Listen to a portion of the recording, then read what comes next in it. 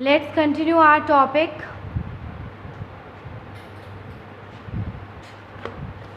That is the outbreak of the revolution. The outbreak of the revolution. Voting in the East States General in the past had been conducted according to the principle that each East State had one vote. East state general के जो regulation थे, जो rule थे, उसके according प्रत्येक उसके according क्या कहा गया था कि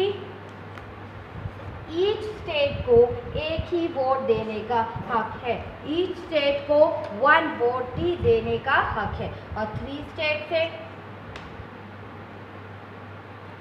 eight this time to Louis 11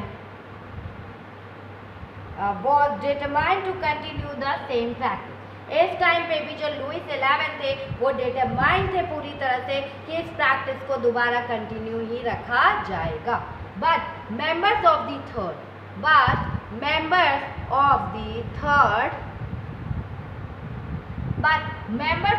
third east state demanded that voting now be conducted by the assembly as a whole, where each member would have one vote।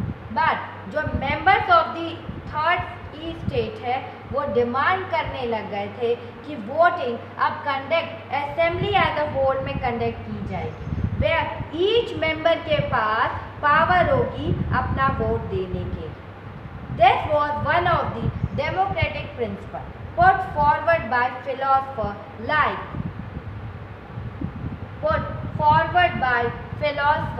Rousseau in his book। Rousseau ने अपनी book में the social contract में इस बात को लिखा है। ठीक है, सब मेंबर्स ने कहा कि अब वोटिंग, सबकी डिमांड थी कि वोटिंग अब कंडक्ट होनी चाहिए असेंबली में और सब लोगों को हक होना चाहिए कि सब लोग अपना एक एक वोट कास्ट करें। और ये डेमोक्रेटिक प्रिंसिपल में ऐसा ही होना चाहिए। और जो फिलोसफर थे रूसो ने अपनी बुक में द सोशल कॉन्ट्रैक्ट में इसके बारे में लिखा।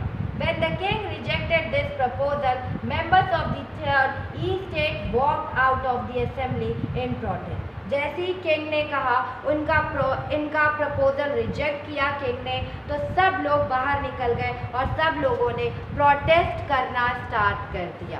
सब लोग बाहर निकल गए और सब लोगों ने क्या करना स्टार्ट कर दिया? प्रोटेस्ट करना स्टार्ट कर दिया। देन प्रोटेस्ट करना सब लोगों ने स्टार्ट कर दिया।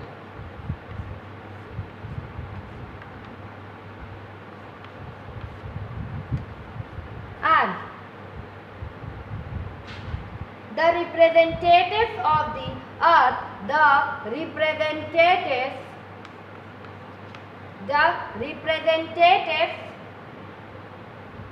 of the third East State viewed themselves as spokesmen for the whole French nation।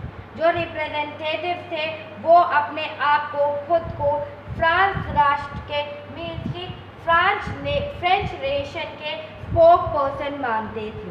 And on 20 June they assembled in the hall of an indoor tennis court in the ground of Versailles।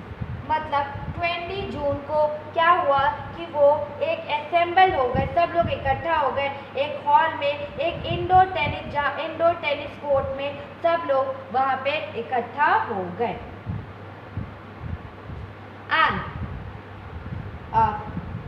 grounds of Versailles they declared themselves a national assembly and swore not to disperse till they had drafted a constitution for France that would limit the powers of the monarch। और उन्होंने कहा कि उन्होंने साफ से ये कहा जब तक कॉन्स्टिट्यूशन को उस नेशनल असेंबली में उन्होंने डिक्लेयर कर दिया और स्वेर किया नॉट टू डिस्पर्स, हम लोग अब अलग नहीं होंगे। और उन्होंने कहा कि जब तक नया ड्राफ्ट नहीं होगा, कॉन्स्टिट्यूशन में चीज़ें नहीं बदलेगी, फ्रांस के लिए कॉन्स्टिट्यूशन दोबारा लिखा जाना चाहिए। और उसमें उसमें कॉन्स्टिट्यूशन में लिखा होना चाहिए कि आपको मोनार्क की पावर को लिमिट देनी चाहिए, मतलब लिमिट में उसकी पावर डिफाइन होनी चाहिए, उसकी भी पावर्स में क्या होना चाहिए, लिमिट्स होनी चाहिए। They were led by Mirabeau. They were led by Mirabeau और आबे सीने, मतलब उनका नेतृत्व, उनके आगे कौन थे, मिराबियो और आबे सीने, ठीक है। Mirabeau was born in a noble family but was convinced of the need to do away with a society of feudal privilege। मतलब जो मिराबियो था, उनका जो बर्थ हुआ था, उनका जो जन्म हुआ था, वो कुलीन परिवार में हुआ था, लेकिन वो feudal privilege, society of feudal privilege को, मतलब वो कन्वेंस था पूरी तरह से, ये जो सोसाइटी फ्यूडल प्रिविलेज है इसको ख़त्म करने के लिए पूरी तरह से कन्वेंस थे, सहमत थे कि हाँ ऐसे, क्योंकि कुछ ही लोगों के हाथ में कुछ अधिकार है, कुछ पावर्स हैं, वो नहीं होना चाहिए। He brought out a general and delivered powerful speeches to the crowd assembly as Versailles। वो बाहर आते थे और उन्होंने क्या किया, मीन्स कि उन्होंने एक पत्रिका, मतलब जनरल एक पत्रिका निकाली और वर्साई में काफ़ी भीड़ इकट्ठा हो गई उनके पास, और उन्होंने ज़बरदस्त जोश में भाषण भी दिया वहाँ पर, ज़बरदस्त जोश में उन्होंने क्या किया, भाषण भी दिया। And after that Abbesier originally a priest है, wrote an Abbesier originally एक priest है, उन्होंने wrote an influential pamphlet called What is the Third Estate। उन्होंने, वो एक पादरी हैं और उन्होंने क्या लिखा, उन्होंने क्वेश्चन किया कि What is the third state, three state क्या है, और उन्होंने एक पैम्फलेट लिखा, उसमें लिखा कि what is the three state. While the national assembly was busy at Versailles, और शीर्षक में कथन, मतलब उन्होंने एक बहुत ही एफिशिएंट पैम्फलेट भी लिखा था, और while the national assembly was busy at, national assembly बिजी थी, कहाँ पे, नेशनल असेंबली पूरी तरह से, national assembly was busy at Versailles drafting a constitution, the rest of France seethed with turmoil. Mean जिस वक्त नेशनल असेंबली कॉन्स्टिट्यूशन का ड्राफ्ट तैयार कर रही थी, करने में काफ़ी बिजी थी, तो यू कैन से जो पूरा फ्रांस था, जो हमारा पूरा फ्रांस था, वो आंदोलित, मतलब एक टर्मोइल हो रहा था, एक आंदोलन करने के लिए। और several winter had meant a bad harvest. The price of bread rose. Often bakers exploited the situation and hoarded supply. Means कि कड़ाके की ठंड के कारण इतनी ज़्यादा ठंड हो रही है कि हमारा जो हार्वेस्ट है वो पूरी तरह से बर्बाद हो गया। And the price of bread rose, price of जो ब्रेड रोज है उसकी प्राइस राइज हो गई, या पाव रोटी आप लोग जिसे कहते हैं। That often bakers exploited the situation and hoarded supply। और जो बेकरी मालिक है वो इसका काफ़ी फ़ायदा उठा के क्या करना उन्होंने स्टार्ट कर दिया है, उन्होंने हमारा एक्सप्लॉयटेशन करना स्टार्ट कर दिया, उन्होंने होर्डेड कर दिया सप्लाई, मतलब जमाखोरी करने लग गए, और जब रेट हाई होंगे तो उनको वो बेचे। After spending hours in long queues at the bakery, crowds of angry women stormed into the shop। Bakery की दुकानों पर घंटों के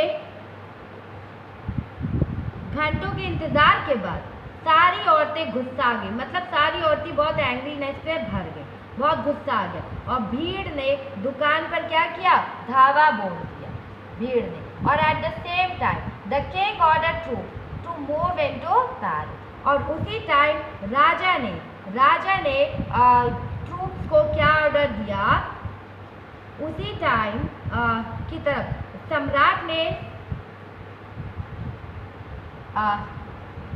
किंग ने ट्रूप्स को ऑर्डर दिया कि आप सब पेरिस की तरफ मूव करें। आप सब किस तरफ मूव करें, पेरिस की तरफ मूव करें।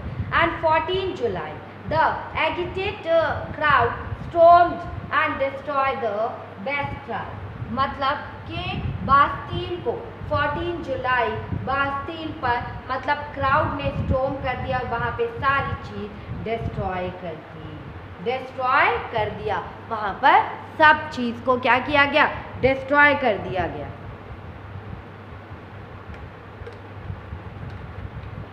And in the countryside, rumors spread from village to village that the lords of the manor had hired bands of brigands who were on their way to destroy the ripe crop. और क्या हुआ, जो ruler village, जो country side था, देहाती जो इलाका था, उसमें जो विलेजेस थे वहाँ पे एक अफवाह फैल गई कि जागीरों के मालिकों ने क्या किया गया, जागीरों के मालिक ने क्या किया है कि उन्होंने लुटेरों को या लठैत और लुटेरों के गिरोह को, बैंड ऑफ ब्रिगेंड्स को उन्होंने हायर कर लिया। बैंड ऑफ ब्रिगेंड्स को मीन्स लठेतों और लुटेरों के गिरोह को बुला लिया है और वो हमारे जितनी भी राइपन फसल है या राइप क्रॉप्स है उनको सब बर्बाद कर देंगे। एंड इससे क्या हुआ, caught in a frenzy of fear, peasants in several districts seized hoes and pitchforks and attacked Chengdu। Means क्या हुआ, कई डिस्ट्रिक्ट में लोग डर गए, डर से आक्रांत होकर किसानों ने क्या किया, कुदाल ले लिया, बेलचों से ग्रामीण किलों पर आक्रमण कर दिया। मतलब caught in a frenzy of fear, सब मतलब सदमे में आ गए, डर रहे थे। तो किसानों ने कुछ डिस्ट्रिक्ट में सिर्फ होस को उठा लिया, मीन्स कि कुदालों को उठा लिया और कुदालों को उठाया और पिच फॉक्स को भी उन्होंने बेलचों से ग्रामीण किलों पर जितने भी वहाँ पे किले थे सब पर अटैक कर दिया। And they looted hoarded grain and burned down documents containing records of manorial due। और उन्होंने क्या किया, उन्होंने सारे अन्य भंडारों को लूट लिया, जितने भी ग्रेन्स के भंडार थे, स्टॉक्स थे, उसको उन्होंने लूट लिया। और उन्होंने क्या किया, उन्होंने सारे डॉक्यूमेंट जला दिए, जिसमें आपके टैक्स के जो डॉक्यूमेंट थे वो सारे उन्होंने जला दिए। और large number of nobles fled from their home, many of them migrating to neighbouring country. और कई लार्ज नंबर ऑफ जो पीपल्स थे, लार्ज नंबर ऑफ जो नोबल्स थे, फ्लेड फ्रॉम देयर, उन्होंने मतलब उन्होंने अपनी जहांगीर को छोड़ा और वहाँ से भाग गए। और कई लोग तो अपनी नेबरिंग कंट्री में जाकर सेटल हो गए और कई लोग अपनी नेबरिंग कंट्री में जाकर सेटल हो गए। Faced with the power of his revolting subjects, अपनी विद्रोही प्रजा की शक्ति का अनुमान करके, मतलब उसने फेस किया, जो हमारे लुई 16 थे उन्होंने इसको देखा कि हमारी रिवॉल्टिंग प्रजा मतलब कितनी पावरफुल है, कितना विद्रोह कर सकती है। Finally accorded recognition to the National Assembly and accepted the principle that his powers would from now on be checked by the Constitution। उन्होंने जब उनकी शक्ति देखी तो उन्होंने नेशनल असेंबली को क्या दिया, नेशनल असेंबली को पावर दे दिया, नेशनल असेंबली को पावर दिया और ये भी मान लिया कि उनकी जो मोनार्क की जो पावर है उसको कॉन्स्टिट्यूशन में कम किया जाए। And fourth on the night of 4 अगस्त 1989, मतलब नाइट ऑफ 4 अगस्त 1789 में क्या हुआ, 1789 में the assembly pass the decree abolishing the feudal system of obligations and taxes. 4 अगस्त 1789 की रात को असेंबली ने जितने भी टैक्सेस थे, असेंबली ने जितने ऑब्लिगेशन थे, जो सिस्टम थे, जो टैक्सेस थे, उसको एबॉलिश कर दिया, and members of the clergy too were forced to give up their privilege. और जो धार्मिक कर, मतलब जो हमें धर्म पे भी टैक्स देना पड़ता था, उसको भी पूरी तरह से ख़त्म कर दिया गया। और चर्च के and theatres were abolished and land owned by the church were confiscated। मतलब कि उन्होंने क्या किया, जो चर्च को, मतलब पादरी के वर्ग के लोगों को भी अपने विशेष अधिकारों को छोड़ देने के लिए विवश किया। जितने भी मेंबर्स ऑफ क्लर्जी थे, मतलब जो पादरी थे, उनको भी विवश किया और फोर्स किया कि आप भी अपने पावर को छोड़ दीजिए। और tithes were abolished and lands owned by church were confiscated. और जो धार्मिक कर, मतलब जो धर्म में कर लगाए जाते थे, उसको भी समाप्त, खत्म कर दिया गया। और जो चर्च को जो भूमि, मतलब जो लैंड दिया गया था, वो भी ले लिया गया। और as a result, the government acquired assets worth at least 2 billion livres। मतलब गवर्नमेंट ने एक्वायर्ड किया, मतलब कितना एसेट एक्वायर्ड किया, और अगर उसका अप्रॉक्स लगाया जाए तो दैट इज 2 बिलियन लिवरेज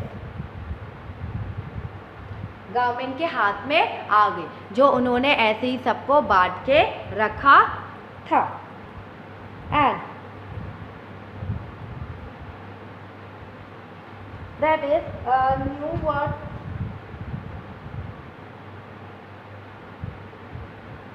मतलब चैट्यू कैसल होता है। इसका मीनिंग कि चैट्यू का मीनिंग कैसल या राजमहल होता है, रेसिडेंस जहाँ राजा रहते हैं, noble man.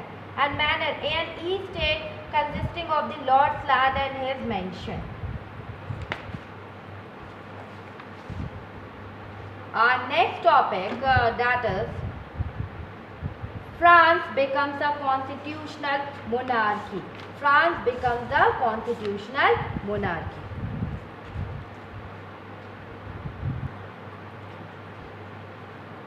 France becomes a constitutional monarchy. The National Assembly. The National Assembly completed the draft of the Constitution in 1791। जो नेशनल असेंबली ने अपना जो ड्राफ्ट कर रहे थे कॉन्स्टिट्यूशन, वो 1791 में कंप्लीट हो गया। And its main object was to limit the power of the monarch. उसका जो मेन ऑब्जेक्टिव था वो लिमिट करना था, पावर ऑफ मोनार्क की पावर को लिमिट करना था। And these power instead of being concentrated in the hands of one power were now separated and assigned to different institutions, the legislature, executive and judiciary। मतलब ये जो power थी, जो power दी गई थी, इंस्टेड ऑफ, मतलब एक हैंड में कंसंट्रेटेड ये पावर एक पर्सन को दी गई थी। अब हमने डिफरेंट, मतलब अब इस पावर को हमने सेपरेट कर दिया है और असाइन किया डिफरेंट इंस्टीट्यूशंस को, हमने ये पावर डिस्ट्रीब्यूट कर दी है। डिफरेंट इंस्टीट्यूशंस को हमने ये पावर डिस्ट्रीब्यूट कर दी है। दैट इज, वो जो इंस्टीट्यूशंस हैं वो कौन कौन से हैं? Legislature, executive and judiciary.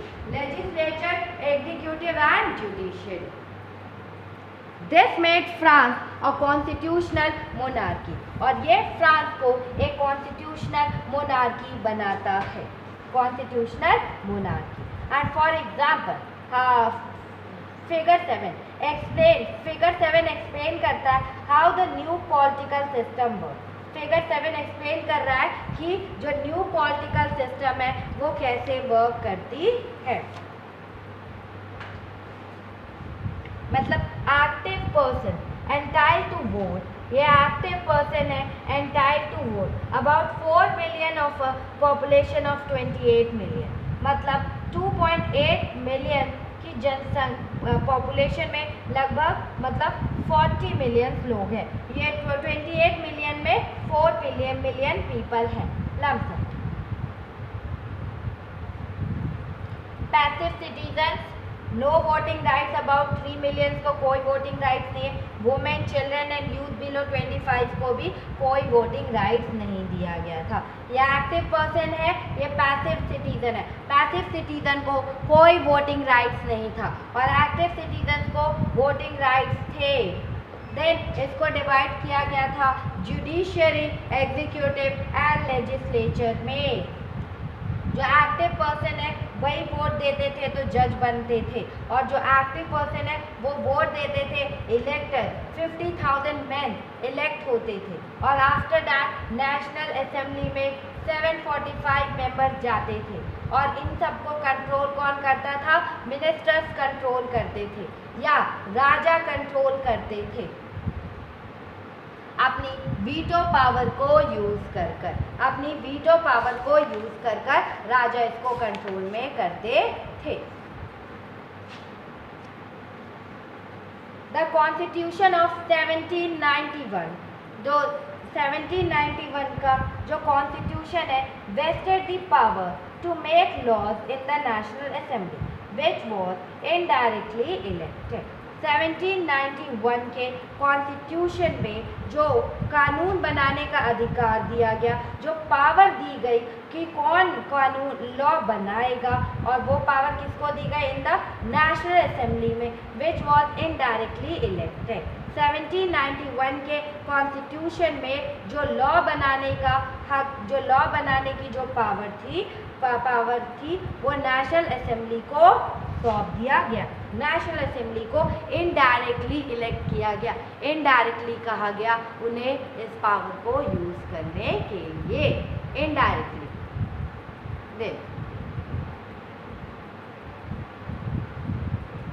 And indirectly कहा गया, that is citizens voted for a group of electors who in turn choose the assembly, who in turn choose the assembly। जो सिटीजन थे, that citizen voted for a group of इलेक्टर, जो citizen थे, first क्या होता था, जो citizen थे वो ग्रुप ऑफ इलेक्टर वोट करवाया जाता था ग्रुप ऑफ इलेक्टर्स को, and who in turn choose the assembly. और उसके बाद उन्हें जो पहला क्या होता था, जो सिटीजन थे एक ग्रुप ऑफ इलेक्टर्स को का चुनाव करते थे, उनको चुनते थे, और उसके बाद who in turn choose the assembly, जो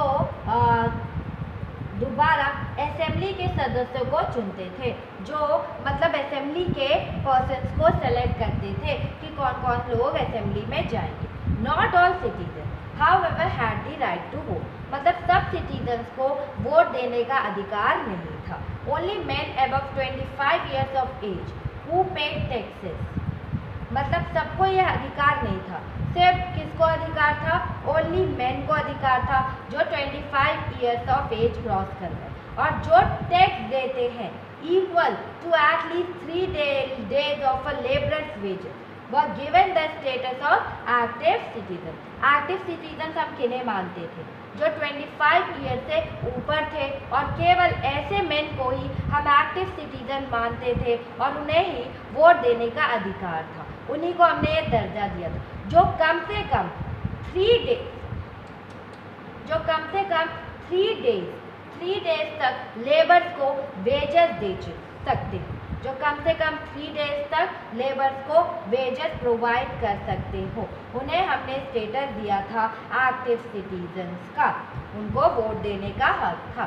the remaining man and all women were classed as passive citizen, जो रिमेनिंग मैन थे और जो वुमेन थी उनको हमने पैसिव सिटीजन्स में रखा था। To qualify as an elector and then as a member of assembly, a man had to belong to the highest bracket of taxpayer।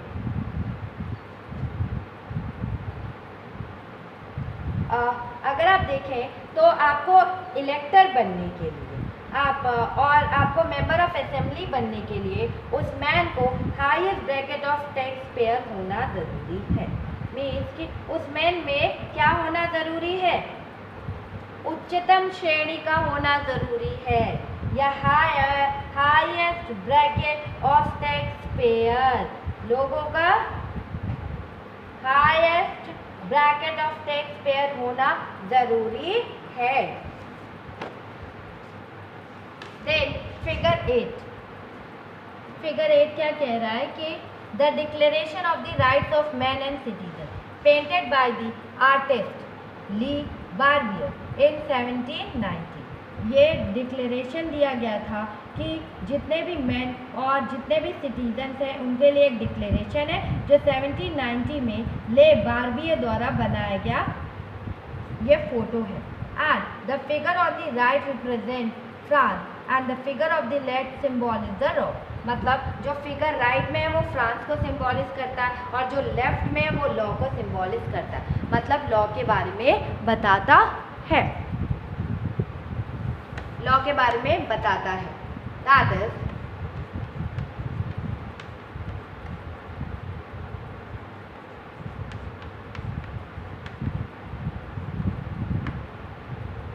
The Constitution began with the Declaration of the Right of Man and Citizen.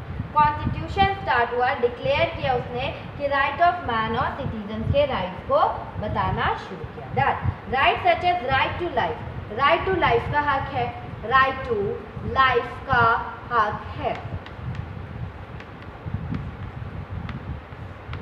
Freedom of speech का है, freedom of opinion का है, equality before law होने चाहिए, वे establish as natural and inalienable rights होने चाहिए।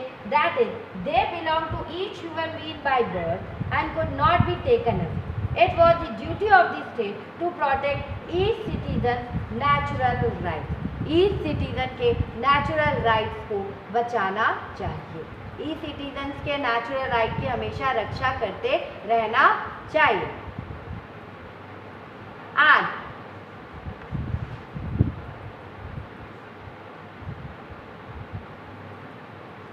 That is इसमें कहा गया है कि आपको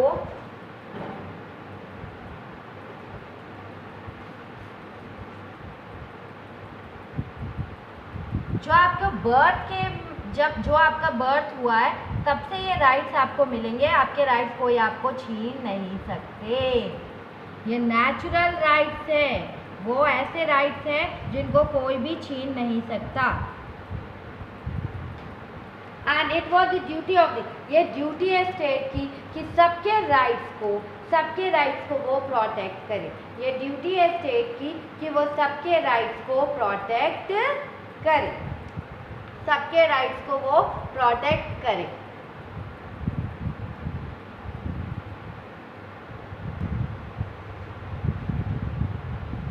then the declaration of rights of man and citizen को डिक्लेरेशन दिए गए हैं। That is man are born and remain free and equal in right. Man born होते हैं, वो रिमेन फ्री रहते हैं। मैन जब पैदा होते हैं तो वो फ्री रहते हैं, इंडिपेंडेंट रहते हैं, और उनके जो राइट्स होते हैं वो इक्वल होते हैं। The aim of every political association is the preservation of the natural and inalienable rights of man. These are liberty, property, security and resistance to oppression. मतलब हर एक यू कैन से जो political organisation है उसका M है कि जितने भी man हैं उन्हें नेचुरल और इनएलिएनेबल राइट्स ऑफ वुमेन, उनके अधिकार दिया जाए, उनके अधिकार को सेफ रखा जाए, मैन के अधिकार। और उनके अधिकार क्या है? दैट इज उनको लिबर्टी मिलनी चाहिए, उनको प्रॉपर्टी, सिक्योरिटी और रेजिस्टेंस, मतलब उन्हें ये हक देना चाहिए कि वो शोषण के विरुद्ध, एक्सप्लॉयटेशन या ऑपरेशन के विरुद्ध या